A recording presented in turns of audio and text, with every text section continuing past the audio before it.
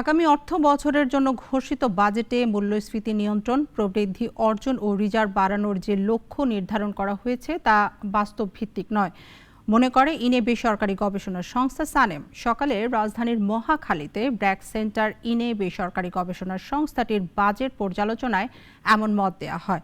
সংস্থাটির নির্বাহী পরিচালক ডক্টর সেলিম রায়হান বলেন, সুদ হার বাড়ানোর আগেই চাহিদা নিয়ন্ত্রণ হয়ে গেছে।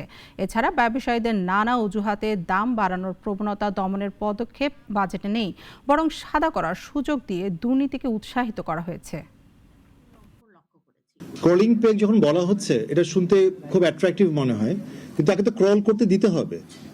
যদি ক্রল করতে না পারে সে তো আসলে ক্রলিং হবে না। মানে বেসিক্যালি দেখা যাবে যে সেখানে যদি একটা অ্যাডমিনিস্ট্রেটেড একটা এক্সচেঞ্জ রেট যদি রেখে দেওয়া হয় বাংলাদেশ ব্যাংকের নির্দেশে, যে তার বেশি এদিক সেদিক হবে না, তাহলে বেসিক্যালি আমরা যে উদ্দেশ্যে ক্রলিং পেগ করা হচ্ছিল সেটা হবে না। যে আমাদের কিন্তু মার্কেট বেসড এক্সচেঞ্জের দিকে যেতে হবে, এবং আমরা যত দেরি করছি তত কিন্তু বেসিক্যালি ওই রক্তক্ষরণটা হচ্ছে আর কি। ওয়ালটন ফ্রিজ কিনে অনেকের মতো আপনিও হয়ে যেতে পারেন মিলেনিয়াল। সেরা পণ্যের সেরা অফার।